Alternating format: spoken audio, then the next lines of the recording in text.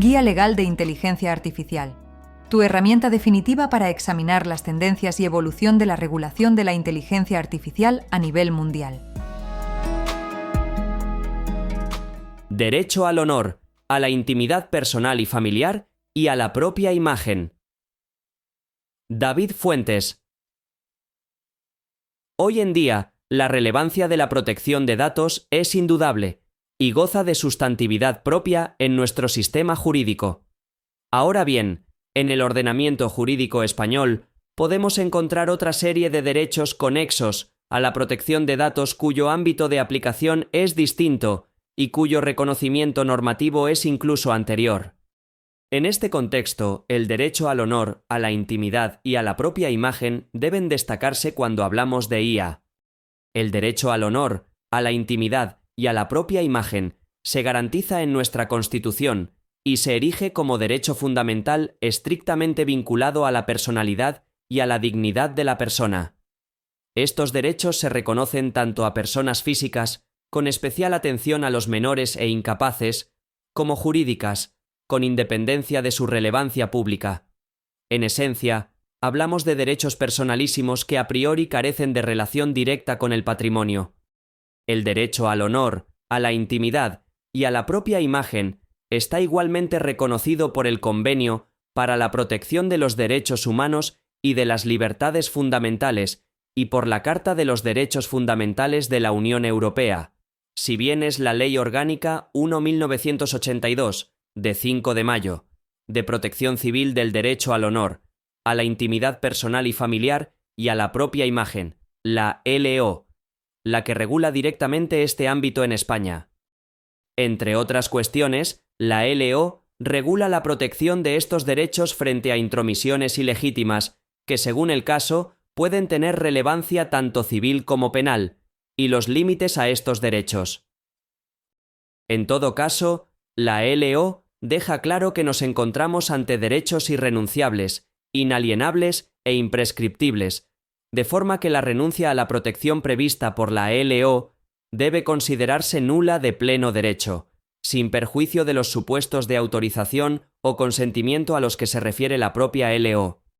Es precisamente esa posibilidad de autorización o consentimiento la que nos permite sostener que, a pesar de su carácter extrapatrimonial, estos derechos han evolucionado tanto que, hoy en día, podemos hablar de auténticos activos económicos. Para dar cuenta de ello, basta con mencionar a modo de ejemplo que el titular de los derechos, o, en caso de persona fallecida, generalmente los parientes supervivientes, puede negociar sobre su derecho a la propia imagen para, entre otras cuestiones, autorizar intromisiones en distintos ámbitos.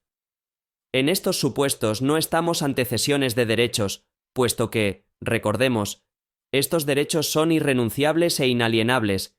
sino más bien ante intromisiones consentidas que, por tanto, dejarían de considerarse ilegítimas. El derecho al honor, a la intimidad y a la propia imagen carece de significado estático e inmutable. En este sentido, honor, intimidad y propia imagen son conceptos jurídicos que deben concretarse de conformidad con el caso concreto y la realidad social del momento, atendiendo a los parámetros otorgados por las resoluciones judiciales dictadas en la materia. En cualquier caso, lo más acertado es hablar de tres derechos distintos, y no sólo de un único derecho al honor, a la intimidad y a la propia imagen, ya que, si bien no cabe duda de la conexión e interferencias que, según los casos, pueden concurrir entre el honor, la intimidad y la propia imagen, lo cierto es que estamos ante derechos bien diferenciados.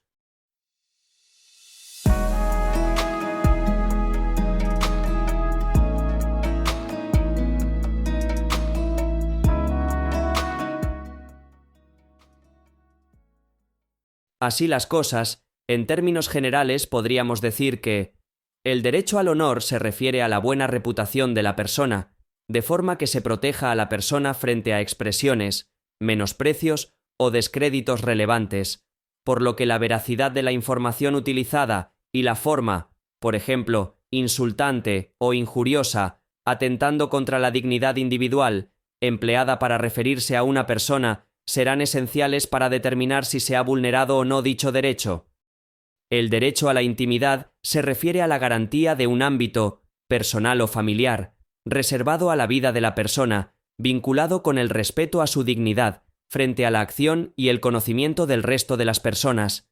Por ello, el derecho a la intimidad podrá recaer sobre numerosos aspectos, tales como el cuerpo, la salud, el sexo o la vida en familia. El derecho a la propia imagen se refiere a la facultad de disponer de la representación de determinados rasgos reconocibles, lo que incluye no solo el aspecto físico de la persona, sino también otros atributos característicos, como la voz o el nombre, que permitan la identificación de la persona, lo que conlleva tanto la facultad de determinar la información gráfica que puede ser captada o tener difusión pública, como la facultad de impedir la obtención, publicación o reproducción de la imagen por parte de terceros no autorizados, sea cual sea la finalidad.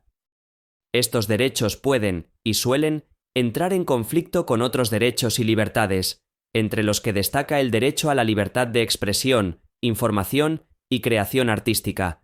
de forma que en ocasiones será necesario realizar una ponderación entre todos ellos para determinar el ámbito de aplicación y protección de unos y otros.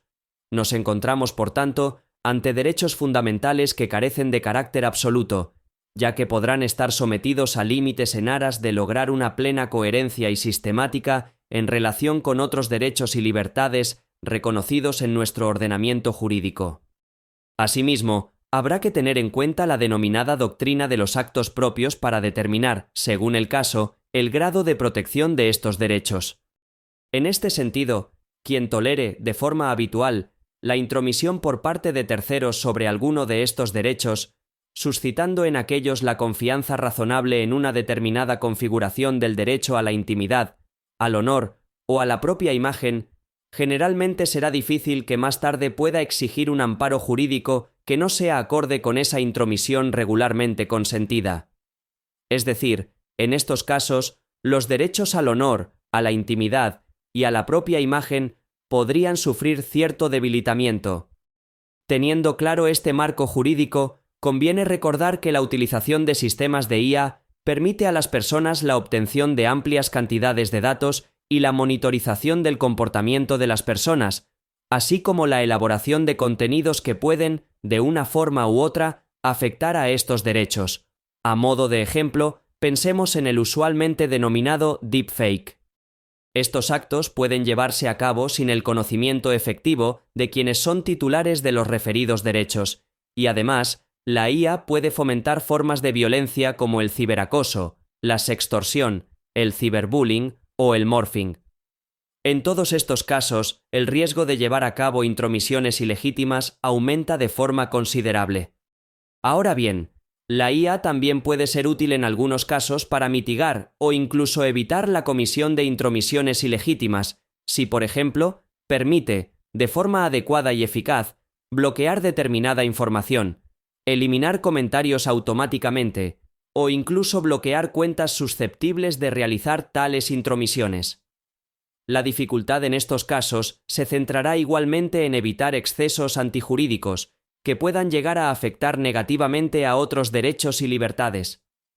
Por todo lo expuesto, la IA empleada debe tener en cuenta los derechos al honor, a la intimidad y a la propia imagen, a efectos de prevenir daños injustificados y evitables, por lo que, a modo de ejemplo, una gestión y procesamiento de datos adecuada y de calidad se hace indispensable en este ámbito.